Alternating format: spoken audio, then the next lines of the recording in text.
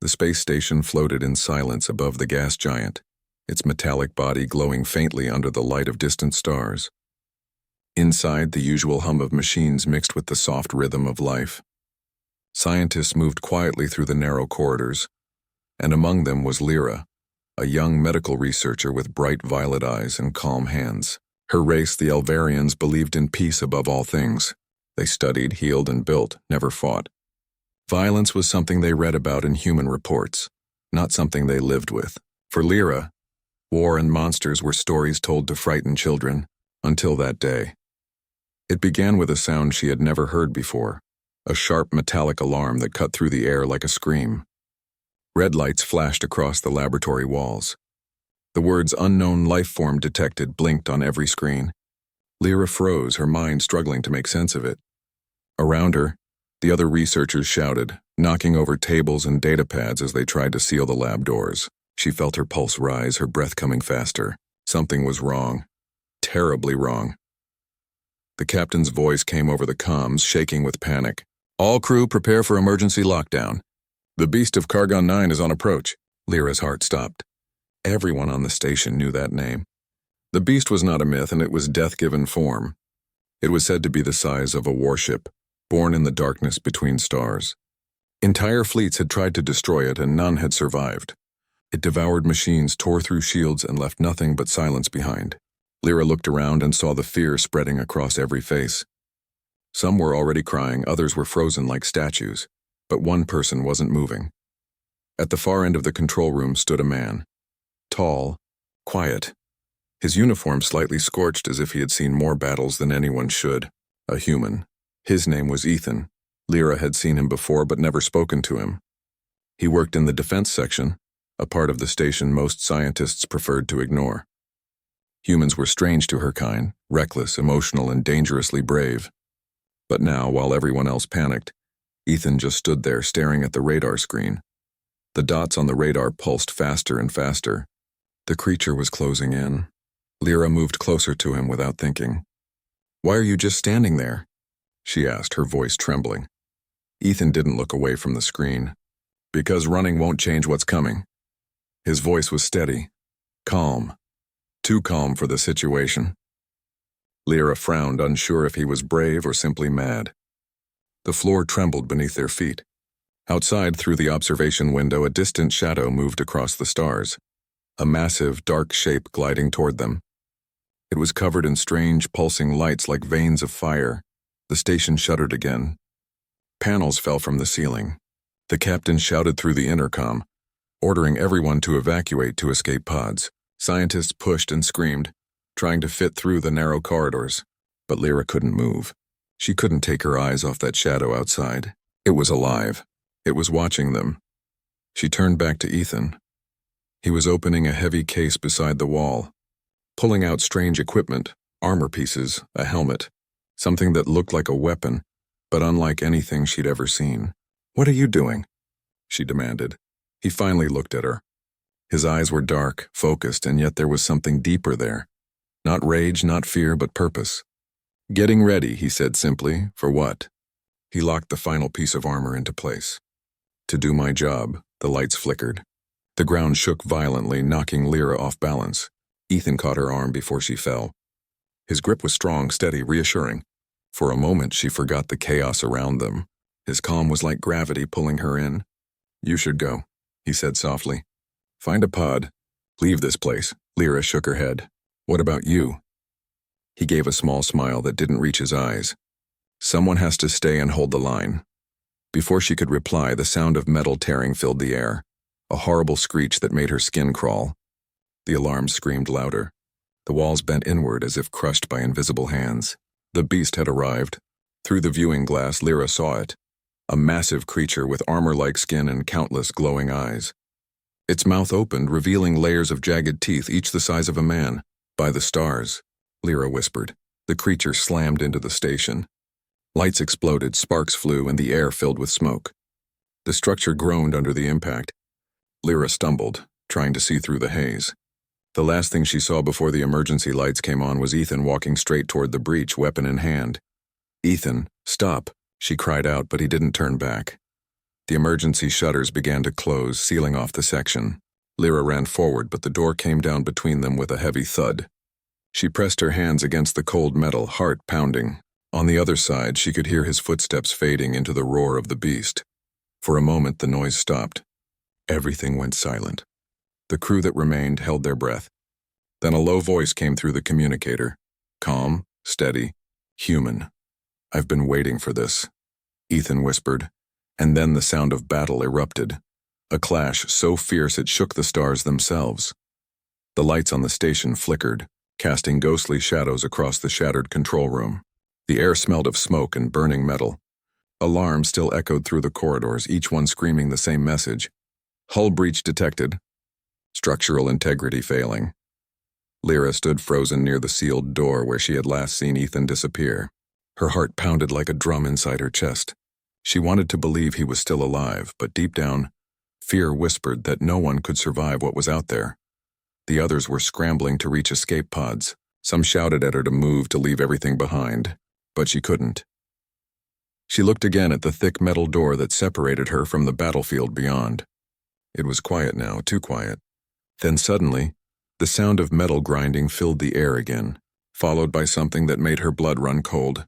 A deep, inhuman roar that shook the floor beneath her feet. She backed away, clutching the edge of a console for balance.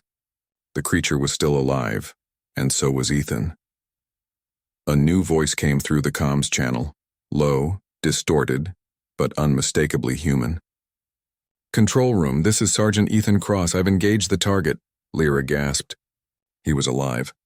Against all logic, against every story ever told about the beast of Cargon 9, a single human was fighting it, alone. Through the cracked viewing window, Lyra could see flashes of light in the darkness outside. Bursts of energy illuminated the monstrous shape of the creature as it twisted and lashed out. She caught a glimpse of Ethan leaping between the debris, his armor glowing faintly with blue energy. His movements were impossibly fast, too fast for a normal human. She leaned closer to the glass, whispering to herself, "What are you?" Behind her, one of the engineers shouted, "We need to leave. The reactors are unstable." Lyra turned toward him, eyes fierce. "If he's out there fighting that thing, I'm not leaving." The man hesitated, then ran for the escape pods, leaving her alone. The station trembled again, and sparks rained from the ceiling. Lyra returned to the console and began typing furiously. She pulled up the exterior cameras, desperate to see more. The feed flickered, but for a few seconds she saw it clearly. Ethan standing on the hull, firing bursts of energy from his weapon into the creature's armored hide.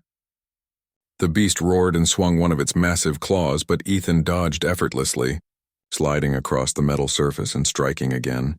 Each blow seemed to tear through its skin like paper. Lyra couldn't believe what she was seeing. Humans were known for their courage, yes, but this was something else entirely. There was precision in his movements, a deadly calm, like he had done this 1,000 times before. He wasn't just fighting to survive. He was fighting to win. Suddenly his voice came through her communicator again. "Control, I need you to open the outer maintenance bay now." Lyra quickly entered the command. "But that area is exposed to space." "You'll do it," he interrupted. Her fingers hesitated, then pressed the button. A warning flashed. "Airlock breach in progress."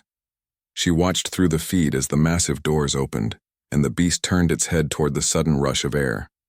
Ethan used the vacuum pull to launch himself upward, landing on the creature's neck. He jammed something, a glowing device, deep into its flesh. The screen went white for a moment as an explosion of light filled space. The creature screamed, its body twisting violently before slamming against the side of the station. Lyra covered her ears as the shockwave hit, throwing her to the ground. When she looked up, the feed was gone. Static filled every monitor. "Ethan," she shouted into the communicator. "Ethan, respond." No answer. Only the faint crackle of interference. She tried again, louder this time. "Ethan!" Still nothing. Lyra pressed her hand against the console, trying to calm her racing heart. The silence felt endless. Then faintly through the static came his voice, weak but alive. "Target neutralized." She let out a shaky breath, half laughing, half crying. "You did it," she whispered. "Not yet," Ethan replied. "It's still moving." "And I'm out of ammo."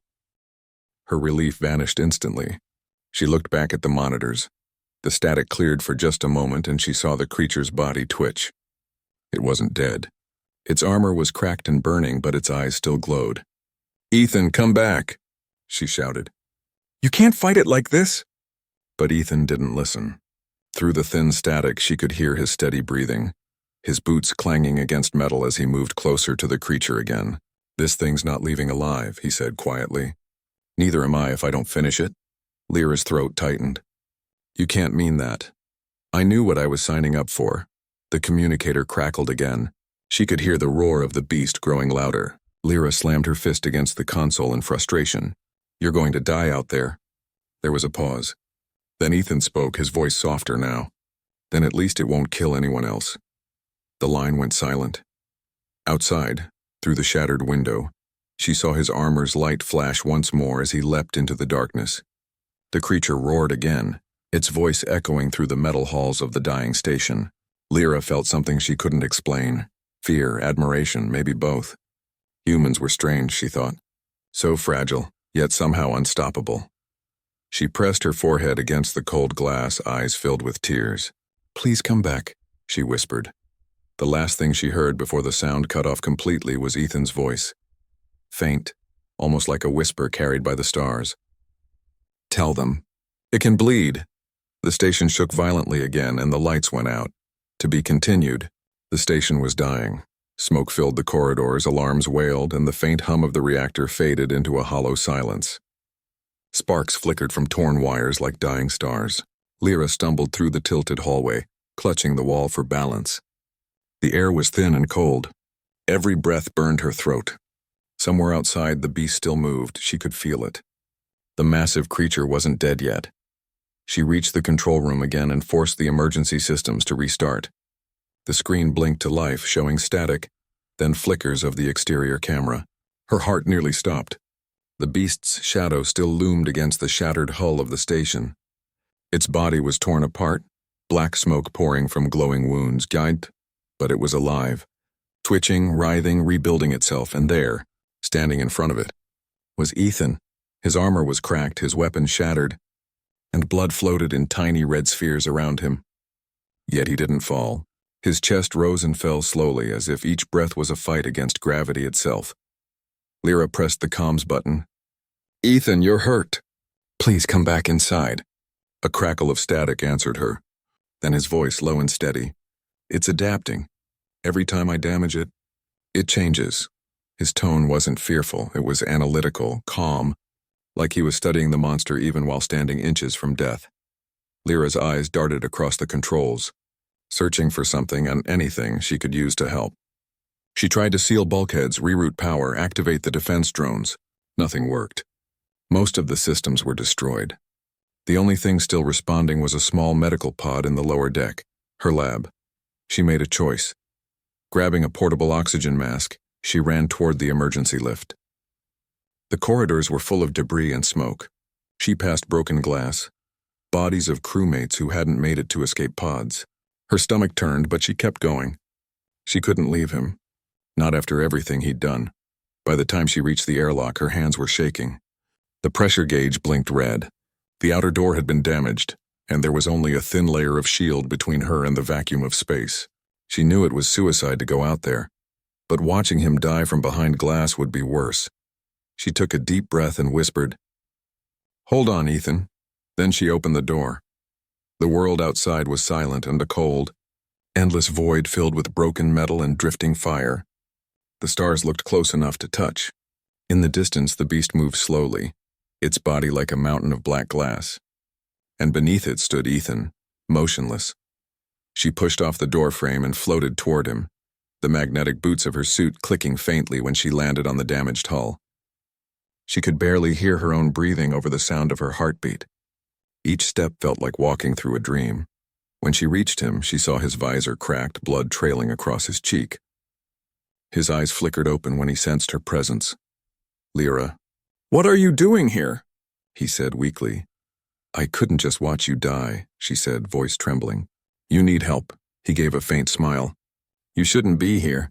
"This thing doesn't stop," she glanced at the creature. It was twitching, its glowing veins pulsing brighter. "Then we stop it," she said. Ethan's laugh was short, pained. "You talk like a human now." The beast roared again, a sound that seemed to shake the stars. Its massive claw slammed down, barely missing them. The impact sent a shockwave through the hull, knocking Lyra off her feet. Ethan grabbed her wrist and pulled her close before she could drift away. His strength surprised her. Even now, near collapse, his grip was unbreakable. "We need to get to the reactor," he said. "There's enough power there to overload this thing's heart." She looked up at the creature. "Its heart?" he nodded. "Every living thing has one, even monsters." Together, they moved along the station's broken surface, avoiding falling debris and sparks of burning plasma. The creature followed, tearing through the hull like paper. Each movement was slow but unstoppable. Lyra felt small, smaller than she'd ever felt in her life. But beside Ethan, there was something else inside her too. Not fear. Not anymore. It was belief. They reached the reactor bay. Most of it was gone, ripped apart by the first impact. But the main core still glowed with unstable energy. Ethan connected his armor interface to the control panel, his fingers moving quickly. "What are you doing?" she asked. "Overriding the failsafe," he replied. "If I can channel the core's energy into my suit, I might be able to kill it?" she finished. He looked at her for a moment, then nodded. "And me?" Lyra shook her head violently. "No! There has to be another way." Ethan smiled faintly. "There's always another way. But not this time." The beast roared again, its body looming outside the broken reactor window. Its many eyes glowed with hatred. It was close now, too close. Lyra stepped forward and grabbed Ethan's arm. "If you do this, you'll die." He met her gaze, and for the first time his voice softened. "Everyone dies, Lyra. Not everyone saves a world before they do." She stared at him, speechless. He turned back to the console, entering the final command. The reactor began to hum, light spreading through the floor beneath them. Lyra's tears floated up in zero gravity, glimmering like tiny stars. "Ethan, please," she whispered. He didn't answer. Instead, he turned to her, placed a hand on her shoulder, and said quietly, "When this is over, tell them humans weren't monsters. We were just really good at fighting them."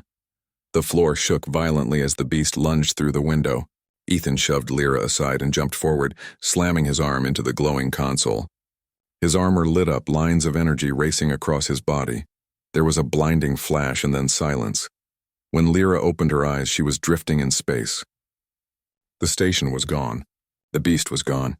Only fragments floated around her like glowing dust. She looked around desperately. "Ethan!" she called out. "Ethan?" A faint signal blinked on her wrist display. Weak, fading. It was his suit beacon. She turned toward the signal and saw a dark shape drifting slowly among the stars. Her. Breath caught. He was still alive. To be. Continued. Stars drifted like silent witnesses above the wreckage. Pieces of the destroyed space station floated slowly, glowing faintly as they caught the distant light of a nearby sun. Lyra's breathing echoed inside her helmet, sharp, uneven. Her heart refused to calm down. The faint signal on her wrist display blinked weaker with every passing second. It was Ethan. His life signs were fading. She pushed herself through the debris, using her small thrusters to move faster. The cold vacuum bit through her suit as she reached a large fragment of metal drifting in the emptiness. There, among twisted beams and shattered panels, she saw him, floating still, motionless, his armor dim and cracked. His helmet was half broken, a thin crack running across the visor. "Ethan!" she shouted, her voice trembling, even though she knew sound couldn't travel in space. She reached out and grabbed him, pulling him close, locking her suit's magnets to his. His body was cold, his pulse faint, but there, relief washed over her, followed by a deep ache in her chest. "You're alive," she whispered, her voice breaking. "You crazy human. You're alive." She looked around. The station was gone. The beast was nowhere to be seen. But the emptiness felt too calm, too wrong. Something deep inside her whispered that this wasn't over. The creature couldn't just disappear. Lyra activated her emergency beacon, sending a signal to any nearby rescue vessels. But she knew help could take hours, maybe days. And Ethan didn't have that long.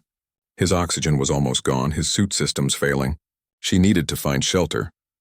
Scanning the wreckage, she spotted a small escape module still intact, drifting a few hundred meters away. It was risky, but it was her only chance. She wrapped one arm around Ethan and fired her thrusters, moving toward the pod. The journey felt endless, each second stretching like an eternity. When she finally reached it, she forced the hatch open and pulled him inside.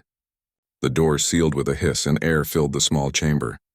Lyra ripped off her helmet and gasped for breath, the warm air burning her lungs. Then she turned to Ethan. He was pale, barely conscious.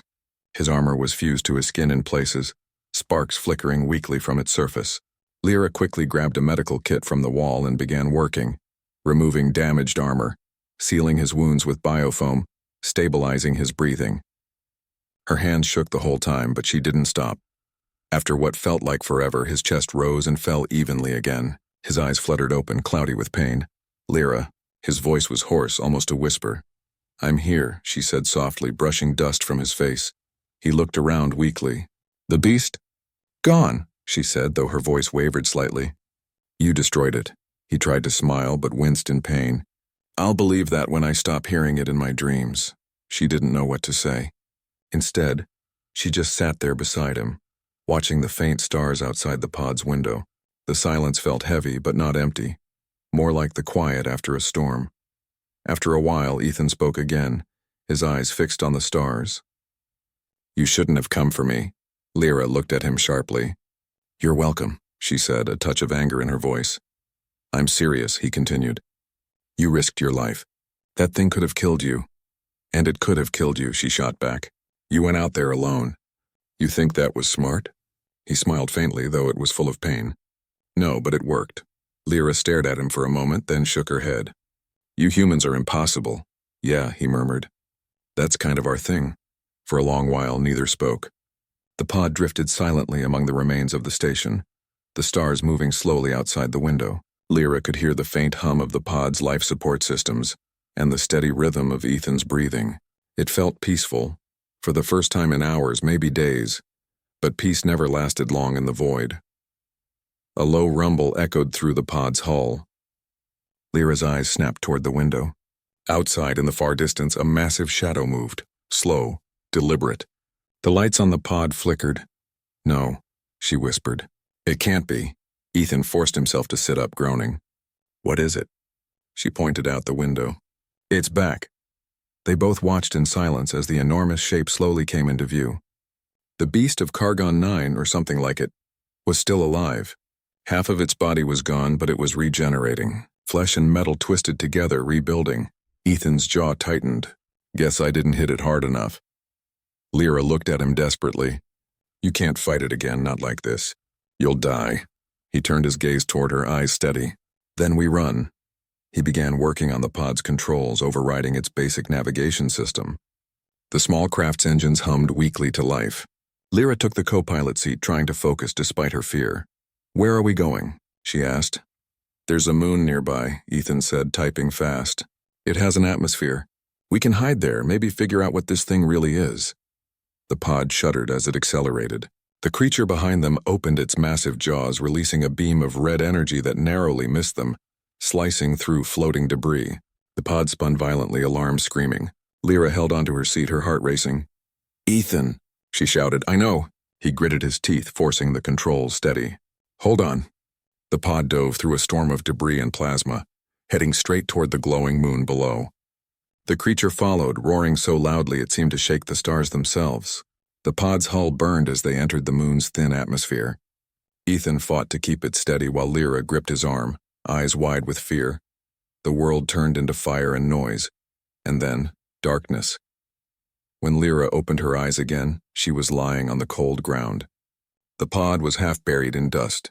The air was breathable but thin, and above her the sky was filled with strange green light. She turned her head and saw Ethan lying nearby, motionless but breathing. She crawled to him, shaking his shoulder gently. "Ethan, wake up!" He groaned, eyes opening slowly. "Still alive?" he muttered. "Barely," she said, letting out a shaky laugh.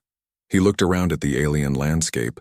Mountains of black stone, rivers of glowing mist, a sky full of lightning. "Not exactly home," he said.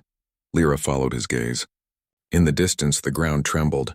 Something massive was moving beneath the surface. She looked back at Ethan, fear returning to her voice. "Ethan, it followed us."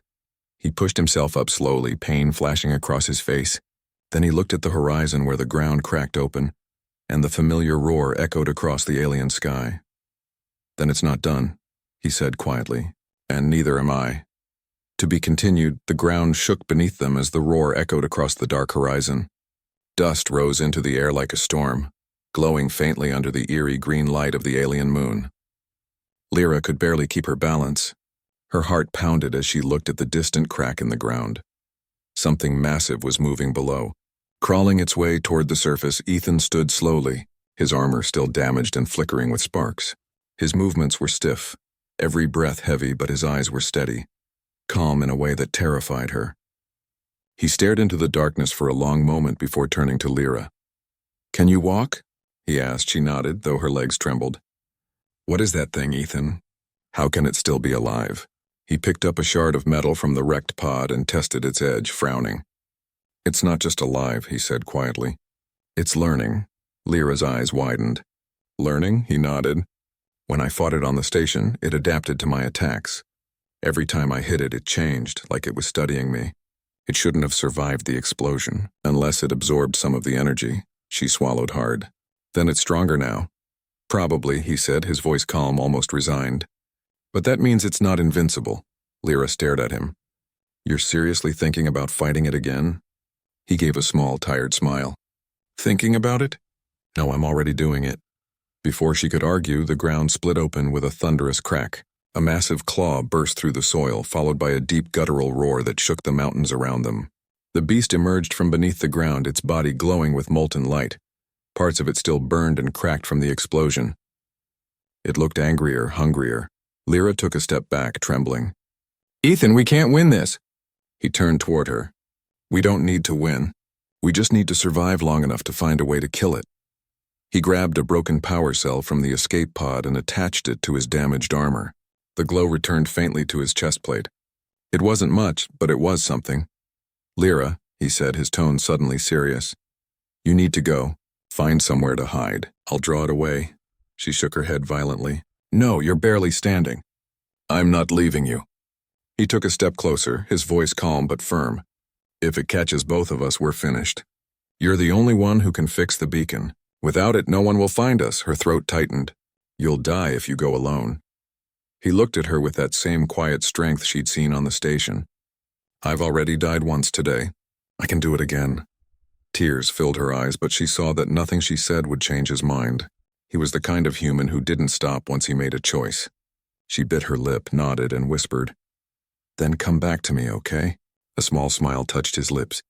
"I'll try." Then he turned and started walking toward the monster. The beast roared, its eyes glowing like suns. It slammed its claws into the ground, sending waves of dust and fire through the air. Ethan ran straight toward it, diving behind rocks and firing bursts of blue plasma from his damaged rifle. The blast barely slowed the creature down. Each hit only seemed to make it angrier.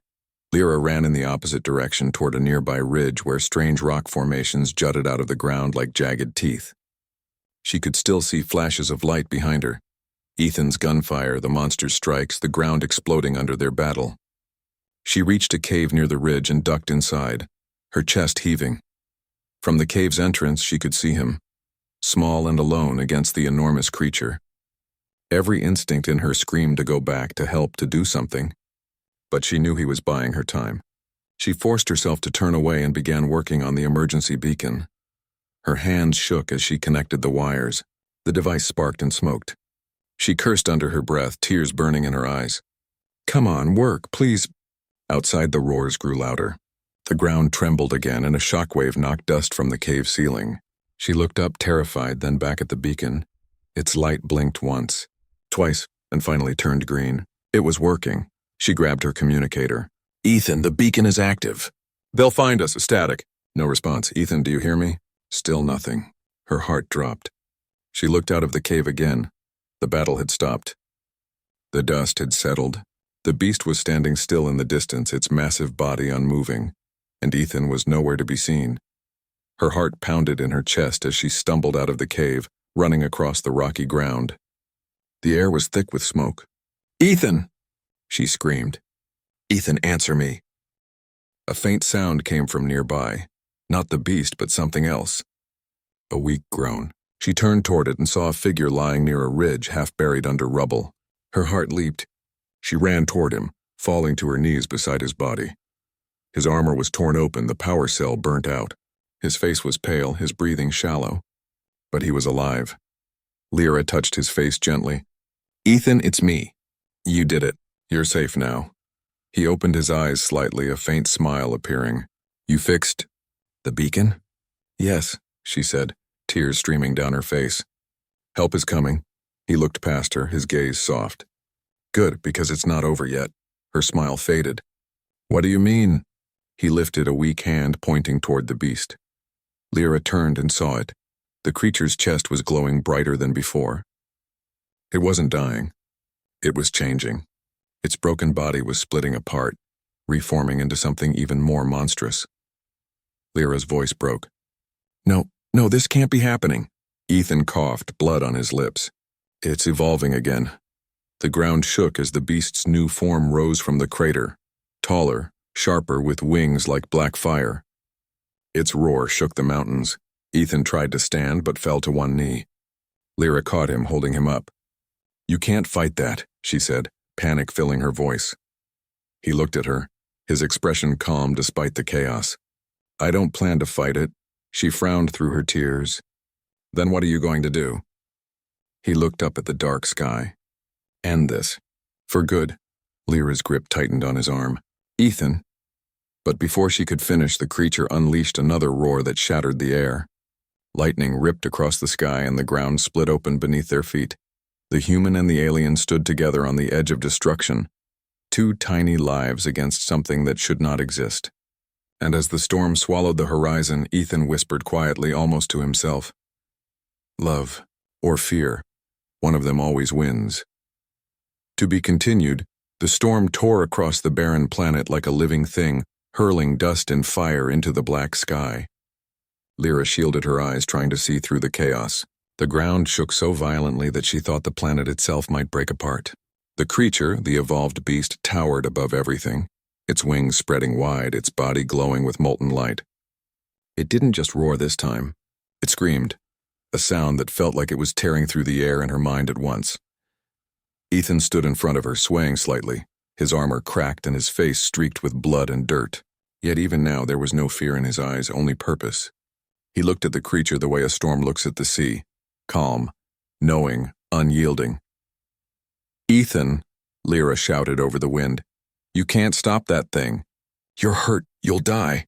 He didn't look back. "Not if I make it count." She grabbed his arm, refusing to let go. "You don't have to do this alone." Finally he turned, his gaze softening for just a moment. "Lyra," he said quietly, "you've seen what it can do. If it gets off this planet, it'll destroy everything. Your people, mine, all of it. I can't let that happen." She shook her head, tears mixing with the dust on her face. "Then I'll help you. We can figure something out together." He smiled faintly. "You already have. You brought the beacon online." "That was the hard part." Lyra frowned, confused. "What are you talking about?" He reached to his belt and pulled out a small, round device, the last remaining power cell from his armor. Its light was flickering weakly, almost dead. "When your signal reached the fleet, it didn't just call for rescue," he explained. "It called down an orbital strike and a failsafe. A bomb strong enough to wipe this entire area clean." Lyra's eyes widened in horror. "You mean, it'll destroy everything?" He nodded. "That's the point." "No," she whispered. "You can't. You'll die here." Ethan looked down at the device in his hand, then back at her. His voice was calm, steady, heartbreakingly human. "Someone has to stay and make sure it hits the right target. The beast won't go down easy." "I'll keep it busy until the strike hits." Lyra shook her head furiously, tears falling freely now. "You think I'll just let you do that?" "I won't." "I can't lose you." He stepped closer, placing a hand gently on her cheek. "You're not losing me," he said softly. "You're saving everyone else." Her voice broke. "Ethan, please." He leaned in and whispered, "You gave me something to fight for again. That's more than I ever had." And before she could say another word, he turned and started walking toward the creature. The wind howled around him as he moved across the cracked ground, each step heavy but certain. The beast saw him coming and let out a roar that made the sky tremble. Its wings flared open and it struck the ground with a blast of molten energy. The shockwave sent Lyra tumbling backward, but she still watched, unable to look away. Ethan didn't stop. He sprinted forward, dodging the creature's strikes, firing his rifle until it overheated. When the gun was useless, he threw it aside and charged with nothing but his fists and the small detonator clutched in his hand. He leapt onto one of the creature's massive claws, climbing toward its chest where the light pulsed brightest, its core. The beast thrashed violently, trying to shake him off, but he held on. His armor cracked, his strength fading, yet he climbed higher. Each movement was a battle against gravity, against pain, against fate itself.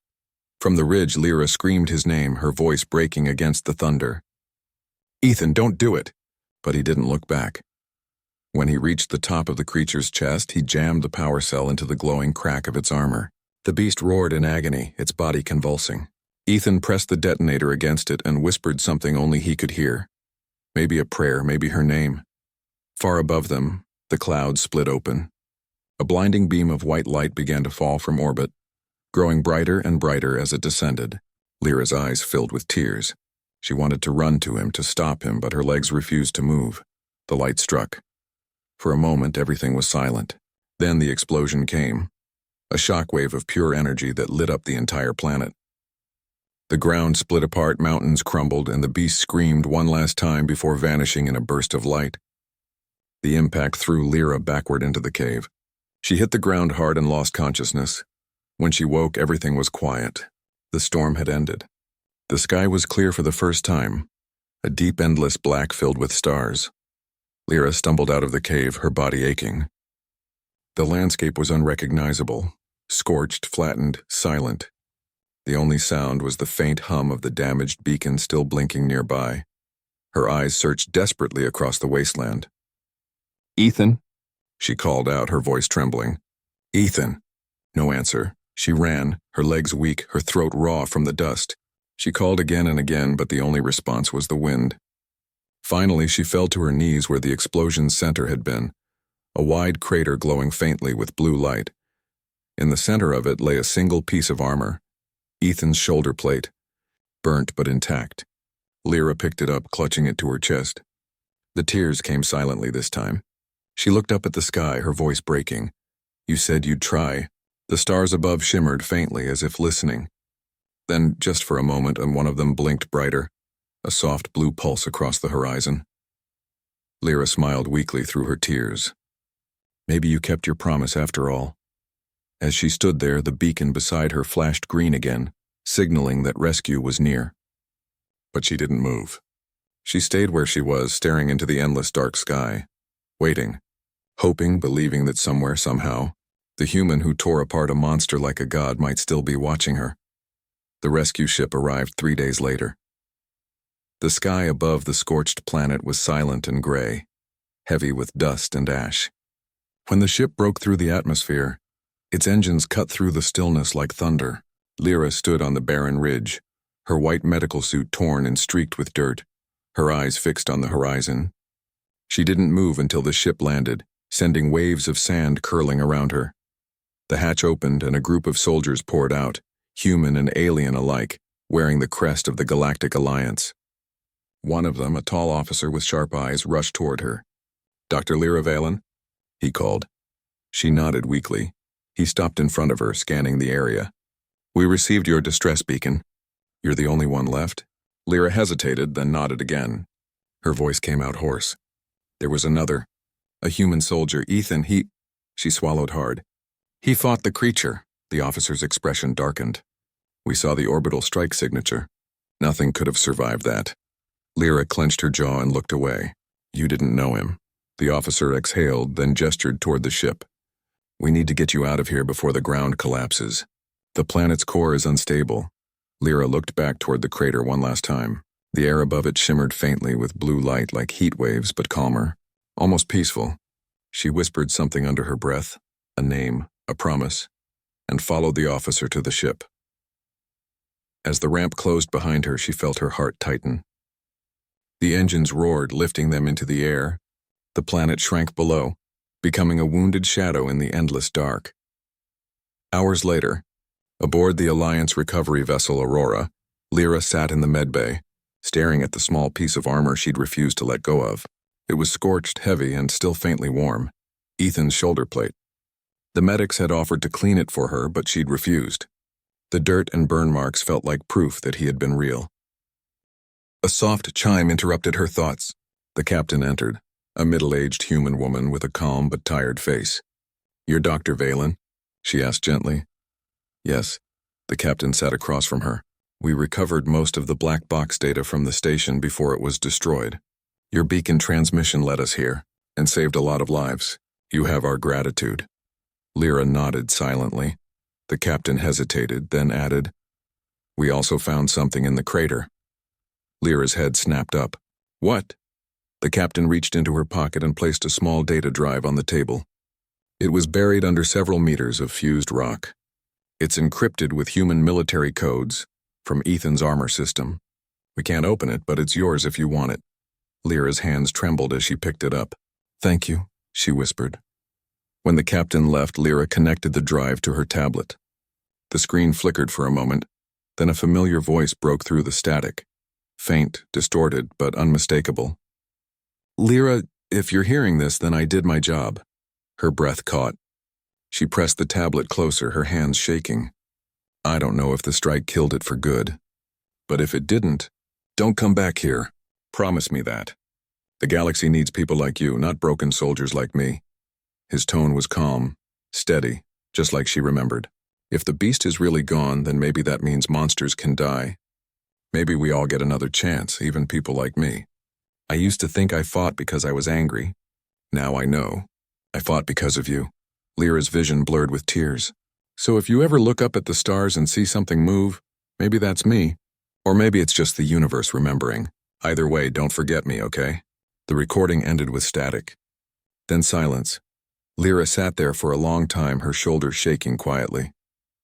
Finally, she closed the tablet, holding it to her chest. "I could never forget you," she whispered. Weeks passed. The Aurora returned to orbit near the Central Alliance colony. Lyra tried to go back to her research, but nothing felt the same. Every time she closed her eyes, she saw Ethan, standing alone against the storm, calm in the face of death. Late one night, she went to the ship's observation deck. The stars stretched endlessly across the black void. And then she saw it.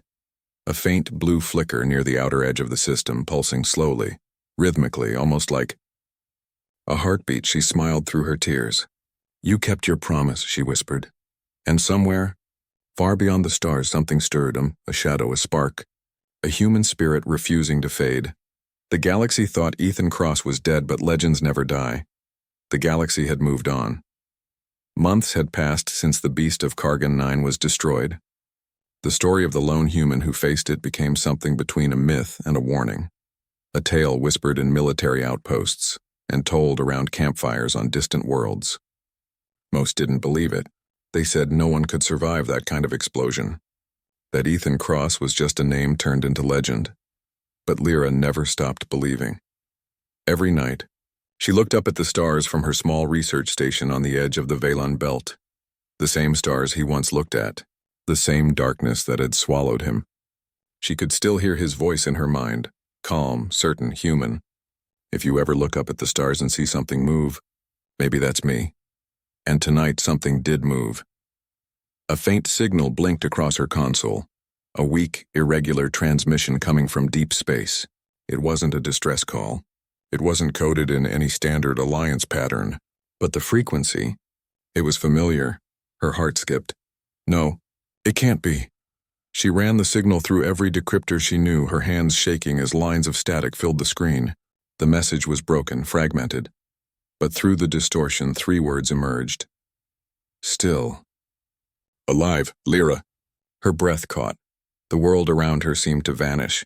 The hum of machines, the faint buzz of lights, gone. Only his voice remained, faint but real. She hit the comm switch. Ethan, is that you?" No response. Just static and then silence, but she knew that voice. She felt it. Without hesitation, she grabbed her datapad and ran toward the hangar.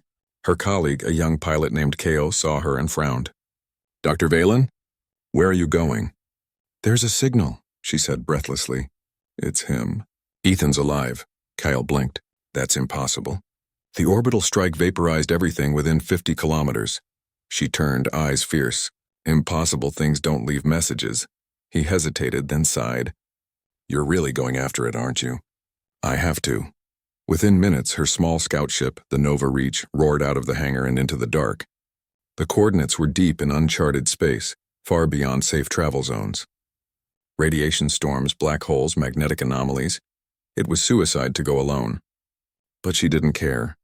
As the stars streaked by outside her window, she replayed the message again and again. The voice was broken, distorted, but undeniably his. Still alive, hours turned into days. The deeper she flew, the darker space became. Her ship's scanners picked up strange energy readings, remnants of the explosion that had supposedly destroyed the beast. She followed them, heart pounding. Then she saw it, a massive, shattered fragment of the old space station, drifting quietly in the void, half buried in cosmic dust. Around it floated debris glowing faintly with blue light, the same blue that once pulsed through Ethan's armor. Lyra slowed the ship and approached carefully. "Ethan!" she whispered, her sensors beeped, a faint life-reading human signature. She gasped, covering her mouth. "Oh, my stars." She put on her oxygen mask and opened the airlock. The void swallowed her as she drifted toward the wreck, flashlight in hand. The silence was endless. Every movement echoed through her suit. She turned a corner and froze. There, half buried under wreckage, was a body. The armor was torn, blackened, but still intact. His armor, his mark. The left shoulder plate missing, the same one she'd kept all this time. Her heart broke and raced at the same time. "Ethan," she whispered, floating closer. As she brushed the debris aside, the suit's power core flickered. Once, twice, and then glowed faintly blue. A small voice, mechanical but familiar, broke through the static of her helmet comms. "System rebooting." Her tears blurred the inside of her visor. "Ethan, please wake up." A long pause. Then a weak voice, faint but real. "Lyra?" She gasped, choking on relief. "I'm here." "You're alive." "Didn't think you'd actually find me." She laughed through tears. "You left me no choice. The beast, it wasn't just a creature," he whispered weakly. "It was part of something bigger. Something ancient." Lyra frowned, her heart still racing. "What do you mean?" But before he could answer, her scanner started flashing red, multiple energy spikes approaching fast. She looked out the window of the wreck and froze. Shapes were moving in the darkness, large, winged silhouettes glowing faintly. Not one beast, dozens, smaller, faster, alive. Lyra's voice trembled. "Ethan, they're back." He stirred weakly, his voice gaining strength. "Then this isn't over." She grabbed his hand. "No, not yet. But this time, we fight together." He looked at her, exhausted, scarred, but with that same fire in his eyes. "Together," he said. And for the first time since the war began, he smiled. The blue light from his armor brightened, spreading through the wreck. The hum of power returned, stronger, deeper. The beast had failed to kill him, but it had changed him. Outside, the swarm drew closer. Inside, two figures, one human, one alien, stood side by side as the void trembled once again. The galaxy thought its savior was gone, but Ethan Cross had returned, and this time, he wasn't just fighting for survival, he was fighting for her.